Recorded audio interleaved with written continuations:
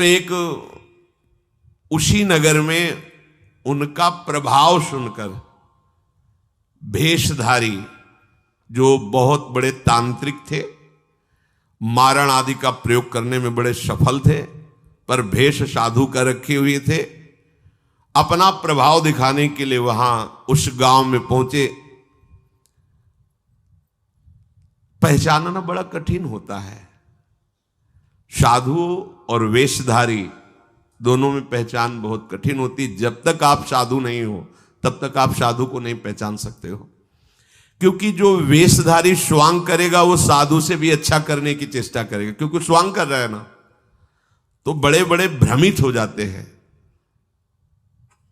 दर्शन भक्त अनूप सेवक जी ने लिखा है, पर रूप न शोभित प्रीति बिनु, और प्रभाव उनका ऐसा भरम भटकत भूप, बड़े बड़े राजा भ्रमित होकर उनके शिष्य बन जाते हैं।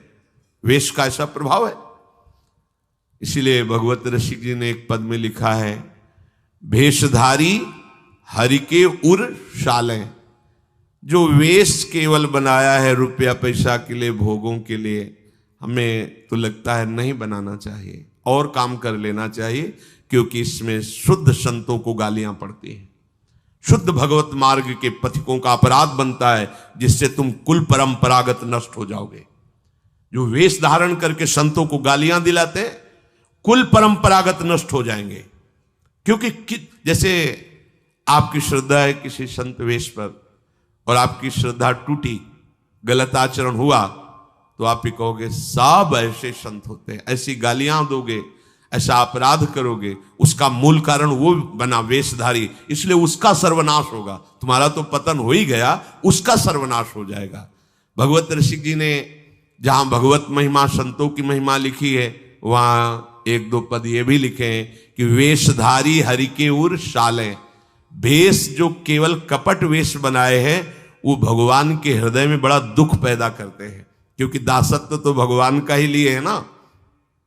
बोले ये लोग दंभी लोभी कपटी नट से शिष्णोदर को पाले। शिष्ण कहते हैं जनेन्द्री को, उदर कहते हैं रसेंद्री को। उदर का संबंध रसेंद्री से, मतलब रसेंद्री के स्वाद से पेट भरते हैं, और जनेन्द्री भोग के लिए लालायित रहते हैं। पर ये भेष धरे होते हैं भगवान के दासत्व का, साधुता का। बोले गुरु बने घर घर में डोले, नाम धनी का बेचे, परमारथ सपने नहीं जाने, पैसा नहीं को खींचे। कंठी जेबे में रहती है, घर घर में जाकर के कंठी बांधना, रुपए लेना, फसाओ फसाना। परमार्थ खुद नहीं पता, स्वप्न में नहीं जानते कि परमार्थ किसे कहते हैं। परमार्थ का ककारा नहीं आता, और लाखों कंठिया बांध के अगर एक एक देगा तो 1 लाख तो हो ही गए ना, बढ़िया है।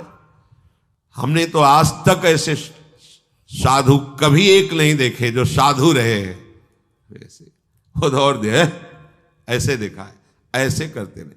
पैसे देने वाले का आदर कभी साधु के यहां नहीं होता। अगर आदर हो रहा है तो साधुता में कच्चाई है। धनी, अभिमानी, पदाधिकारी, पैसों वालों का आदर साधु के यहां नहीं होता। अगर होता है तो कच्चाई है, सच्चाई नहीं है। सच्चाई होगी तो जान रहा है कि जिसके द्वारा भेजा गया है, हम उसको देख रहे हैं। तेरे को क्या दे, तेरे को लग रहा है तो हमने एक बार कसम खवाई थी, 3 बार कहा था तुम्हें तुम्हारे आराध्य देव की कसम है, अगर ऐसा लगता हो कि यहां तुमसे पोषण होता कभी मत देना। क्योंकि हमें पता है हमारा भरण पोषण हमारे गुरु से होता है, आचार्य से होता है, इष्ट से होता है। जिसने सृष्टि बनाई वो तुमसे सहयोग नहीं लिया है, अकेले बना लिए। तो हमारा भरण पोषण करने के लिए तुम्हारे जैसे को निमित्त बनाने की जरूरत नहीं है। वो तो तुम्हारे सौभाग्य उदय करने इसलिए निमित्त बना दिया। नहीं, वो ऐसे भी जो स्वर्ण का पहाड़ है 4 लाख योजन का, कितने सुनार लगे उसको बनाने में है? अरे वो एक क्षण में सब कर तुम, अकर तुम, अन्यथा कर तुम। इसके लिए खोए रतन फिरत जे, घर घर कौन काज ऐसे जिए, हरिवंश चंद्र जी महाराज कह रहे। इसके लिए भटकना पड़े कि कोई मुझे धन दे दे, कोई मेरा चेला बन जाए तो मुझे भोग सामग्री समर्पित करे, तो इसका मतलब अभी परमार्थ का पता नहीं है। और कबहू को वक्ता होए बनी बैठे, कथा भागवत गावे, अर्थ अनर कछु ले भाषे, पैसल ही को धावे। श्लोक क्या कह रहा है, उसका भावार्थ क्या है, उसका रहस्यार्थ क्या है, अनुभव कुछ नहीं है। बस कबहू कवे हरि मंदिर में सेवाएं करे निरंतर बासा, भाव भगत को भेद न जाने पैसन ही की आशा। नाचे गावे चित्र बनावे कहे काव्य चटकीली, साच बिना हरि हाथ ना आवे रहनी है सब ढीली। बिन विवेक वैराग भक्ति बिन सत्य नये को मानो, भगवत विमुख कपट चतुराई सोपा खंडे जानो। वेशधारी हरि के उसको सहन नहीं हुआ मथुरा दास जी की भक्ति का प्रभाव, हजारों लोग अनुयायी, हजारों लोग शिष्य बन गए। तो अब वो तांत्रिक था, तंत्र मंत्र का उसे बहुत ज्ञान था। श्री मथुरा दास जी जिस नगर में रहते थे वहां वो जाकर अपना नाटक शुरू किया। उसने सब जगह प्रचार प्रसार किया। मैं गंडकी नदी में 12 वर्ष तक खड़े होकर के तपस्या करके आया हूं, केवल दूध का आहार करता था। उसके प्रभाव से शालिग्राम भगवान हमारे बस में हो गए। और आप सबको मैं दिखा सकता हूं कि शालिग्राम मेरे वश में है।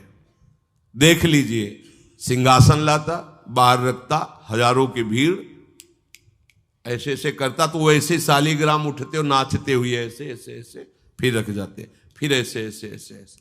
अब तो सबको आश्चर्य हो रहा, जैसे चुटकी बजा रहा वैसे शालिग्राम की बटिया ऐसे ऐसे ऐसे। लोग भीड़ कटने लगी, क्योंकि अब जैसे राधा राधा कहो, कोई जंतुर नहीं है, कोई भस्म नहीं है, कोई वादा नहीं है, तो फिर कम वहां तो दिखाई दे रहा ना ऐसे। देखो ये सब तो लगता है ना कि हाँ। अब हमसे पूछो कि हमारे मन में क्या चल रहा है, हमें नहीं पता है। हमें ये देखना है कि हमारे प्रियाजू के मन में क्या चल रहा है। मन मन की रुचि जान इन्हें, मुझे अपनी लाडली की मन की जान के उनकी परिचर्या में रहना है कि तुम्हारे मन की जान के तुम्हारी परिचर्या में रहना है। हाँ, तुम यदि मन से ऊपर उठना चाहते तो हमारी बात मान लो, मन को अधीन करके, और मन के अधीश्वर भगवान में तुम्हारा प्रेम हो जाए, तुम्हारा जीवन कृतार्थ हो जाए। अब वहां नाम नंद नंदन का भजन पद्धति, तो जो कमजोर लोग थे उन्होंने कहा कि आज तक कोई चमत्कार तो दिखाया नहीं मथुरा दास जी ने। देखो ये हैं संत, 12 वर्ष से दूध पी के गंडकी नदी, 12 मिनट भी नहीं खड़ा होगा कभी। अब भेंट जो जितनी चढ़ाएगा उतने उसके दुख नष्ट होंगे। अरे भैया वहां तो रुपया सब समेटता, फिर दूसरे मोहल्ले में, पूरे गांव में अब तो जय जयकार, शालिग्राम भगवान को नचा। कोई सेवा की सामग्री लेने गए थे मथुरा दास जी की श्रीअंग सेवा में जो रहते थे संत जन, उन्होंने देखा, वो आए, बोले महाराज एक बड़ा चमत्कारी महात्मा आया, वो कह रहा 12 वर्ष से हम दूध पीकर गंडकी नदी में, वो ऐसे ऐसे करता है। तो बोले भैया भक्त तो हो ही नहीं सकता, भक्त भला भगवान को अपना प्रदर्शन क्यों बनाएगा, और उसके बदले में भेंट लेकर के, ये तो नाटक है भैया। वो देखे भी नहीं थे, बोले ये तो नाटक है, कोई संत ऐसा नहीं कर सकता, कोई भक्त ऐसा, कोई संप्रदायाचार्य से दीक्षित वैष्णव मार्ग में चलने वाला, ये तो अपराध है। तो उनका महाराज जी तो हजारों लोग वहां प्रभावित हो रहे, अच्छा है भगवान उस रूप में। बोले नहीं महाराज, फिर सत्य मार्ग के प्रकाशित करने के लिए आप यहां विराजमान, अगर उसका कपट पाखंड चला तो हजारों लोग धोखे में हो जाएंगे, चलो आप एक बार उसके सामने। तो उनका कि यदि हम उसके सामने गए तो उसका सब ये दुकान बंद हो जाएगा। बोले महाराज जी आप जरूर चलो, क्योंकि आपके चलने से यदि लोगों की श्रद्धा भगवान में वास्तविक लगे तो आप भी तो यही चाहने के लिए यहां गांव में वास कर रहे हो। उनको बड़ा दुख हुआ कि एक तो उसको दुख होगा, उसका नाटक बंद होगा, दूसरा कि वो जान क्यों नहीं रहा है जिन भगवान को तुम नचा रहे हो, अगर वास्तविक उनके तुम सेवक बन जाओ तो तुम्हें सब कुछ प्राप्त हो जाएगा। शालिग्राम भगवान श्री हरि ही है, कोई और नहीं है। पर बहुत जब उन्होंने कहा तो कहा चलो अच्छा, तो पाए परि गए लेके जाए ढिग ठाढ़े भये, चाहत फिरायो पे न फिरे सोच पर्यो है, जान गयो आप कछु याही को प्रताप ये पे, मारो करि जापयो विचार मन धर्यो है। मुठी ले चलाई भक्ति तेज आगे आई नाही, वाही लपटाई भयो ऐसो मानो मर्यो है। हुए करि दयाल जा जीवायो समझायो, प्रीति पंथ दर्शायो ही भायो शिष्य कर्यो है। सभी शिष्यों ने चरण पकड़ करके मथुरा दास जी को मनाया कि आप वहां चले। तो आप गए सादे वस्त्र, एकदम सहज स्वरूप साधु का। जाके भीड़ भी इनके साथ है कि भाई मथुरा, उनका भी प्रभाव था तो बहुत सी भीड़ साथ गई। जाकर के गांव वालों ने कहा कि भैया वो आप जो स्वामी जी दिखाते थे शालिग्राम भगवान का चमत्कार, वो दिखाइए, हमारे गुरुजी आए हुए हैं। ये तो उसने जाना था कि महिमावान है तभी तो वो आया था, पर उसको ये पता नहीं था कि हमारा प्रोग्राम इनके सामने नहीं चल पाएगा, क्योंकि भगवान नाम जापक के आगे कोई तंत्र मंत्र, कोई श्राप पाप ताप, ये सब नहीं, वास्तविक जो भगवत मार्ग में है। अब उसने निकाला सिंहासन और पूरा सब, शालिग्राम जी को तो केवल चुटकी ही बज रही थी, शालिग्राम भगवान वहीं बैठे थे। हर प्रयास कर लिया, कोई चमत्कार नहीं। लोगों ने कहा कि दिखाओ ना, अब ये हमारे गुरुजी हैं, गांव में रहते हैं। अब भक्त की निष्ठा के सामने भगवान को भी छोटा बनना पड़ता है। इतने महान भगवान भक्त बलि जी के सामने बामन बन के भीख मांगने के लिए गए। भक्ति निष्ठा जीत सकते थे, आज्ञा दे सकते थे, ना आज्ञा दी और ना विजय प्राप्ति की। भिक्षा में मांग करके दिया माता अदिति को कि आपकी चाह है कि राज्य पद देवराज को मिले, तो आपकी आराधना से मैं जाऊंगा, पर वो मेरा भक्त है, ना युद्ध करूंगा ना आज्ञा दूंगा, पर मांग के लाऊंगा। भगवान भिक्षुक बन के गए। भक्त के आगे नौटंकी नाटक कहां चल सकता है? अरे जुगनू तब तक चमकती रहे जब तक सूर्य प्रकट नहीं होता। सूर्य प्रकट हुआ तो लाखों जुगनुओं का कोई मतलब नहीं रह जाता।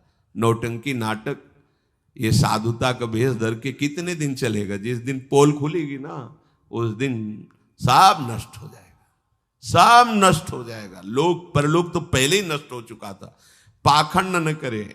हम कह रहे हैं तुम्हें धन चाहिए, तुम्हें सम्मान चाहिए, राम राम भजो, कृष्ण कृष्ण भजो, हरि हरि भजो, विश्व नमन करेगा, ईमानदारी से भजो। हमने ऐसे संत भगवान देखे, ककारा नहीं पढ़े, कुछ नहीं जानते, बस एक ओम, दुई ओम, तीन ओम, चार ओम ऐसे जपते, और लोग न्यौछावर थे, सीधे सरल ओम ओम, राम राम, कृष्ण कृष्ण, साफ सिद्ध। कबीर दास जी जैसे वहां पर राम राम राम राम। श्री स्वामी सत्संगानंद जी महाराज बक्सर, बस इतने। जब कोई बेटा राम राम, ऐसे लगते थे कि मतलब इनको पी जाएं, अपने हृदय में रख ले। इतने दुलारे वयोवृद्ध थे, ऐसा सुंदर रूप, ऐसी कोमलता, ऐसा आकर्षण, राम राम राम राम। अरे प्रभु के नाम में क्या नाटक करने की जरूरत क्या है? पाखंड कर। प्रभु महालक्ष्मी पति हो, तुम्हें लक्ष्मी ही चाहिए तो वो सब दे देंगे। काहे को नाटक करे? काहे को किसी को भ्रम में डाले? तुम भ्रम में हो, दूसरे, अरे भैया तुम राम राम जपो, कृष्ण कृष्ण जपो, तुम्हारा मंगल इसी, बस इसी में मंगल होगा, दूसरा मंगल कर ही नहीं सकता। अब उनके प्रभाव से उनका कुछ नहीं हुआ। अब तो लोग कहने लगे दिखाओ ना, इसका मतलब तुम नाटक कर रहे थे। अब सबके सामने उसका मान नष्ट हुआ, उसका सब तंत्र बेकार हो गया। कुछ लोगों ने कहा पकड़ो और मारो इसको, पीटो, बहुत नाटक करके रुपया कमा लिया, सब छीन लो, धन छीन लो। किसी ने कहा मार पीट के इससे न्यायाधीश के, पुलिस डिपार्टमेंट को दो। ये मथुरा दास जी ने सबसे कहा देखो अगर हमको लाए हो तो हमारी बात मानो, इनको किसी भी तरह का कष्ट मत दो, कोई भी बंधन नहीं। और उनसे कहा भैया आप जिसका नाटक कर रहे हो ना, अगर सत्यता से इसे मान लो तो जिन लोगों ने रुपए चढ़ाए ये बहुत थोड़े हैं, वो तुम्हें निहाल कर देगा। सत्यता से भजन करो, ये काहे को नाटक करते हो? इतना कह के वो चले गए। पर उसको इस समझ में नहीं आया। उसने कहा अच्छा तुम अपनी दिखा दी, अब मेरी देखना। सबके बीच में कहा तुमने अपनी दिखा दी, अब मेरी। मूर्ख को समझ में नहीं आता। उसने कहा ठीक है तुमने दिखा दिया, अब कल सुबह तक तुम देखना कि मैं तुम्हारा क्या करता हूं। क्योंकि उसे मारण का प्रयोग आता था। अब ये क्रोध उत्पन्न हो जाए तो राक्षस बना देता है, और क्रोध उत्पन्न होता है कामना से, और उसकी कामना सब नष्ट हो गई ना, सब किया कराया सब माटी हो गया, क्योंकि लाखों लोग प्रभावित हो रहे थे। अब वो क्रोध के वशीभूत होकर तामसी जप करने लगा। तामसी जप होता है विनाशकारी। अपवित्र सिद्धियां उसके पास थी।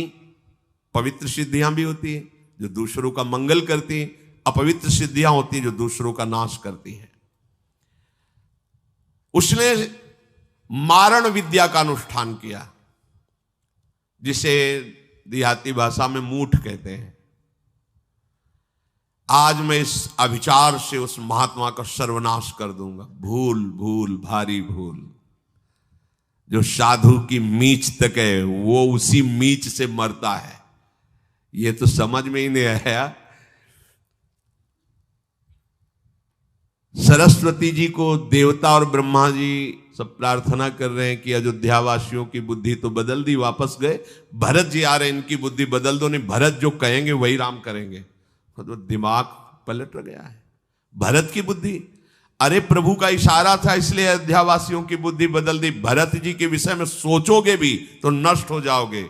महाप्रेमी भरत के विषय में सोचना ही तुम्हारे लिए अमंगल हो जाएगा। और हम क्या, करोड़ों सरस्वती भी हो तो भरत की भाव भरी भक्ति में बाधा नहीं पहुंचा सकती। अब उसने प्रारंभ किया बैठ करके आसन में मूठ का। एक खप्पर जैसी आकृति प्रकट होती है और उसमें जाजुल्यमान तेज होता है, और वो जहां जाएगा तो जिसके पास जाना है वहीं शुरू हो जाएगा उसका खून पोकना, नीचे से शौच द्वार से मुंह से खून की उल्टी आना, उसके पहुंचते पहुंचते, और जहां पहुंची तो वो नष्ट हो जाएगा, मर जाएगा और वापस चली जाएगी। वहां जाके प्रमाण देगी कि हम काम कर रही हैं।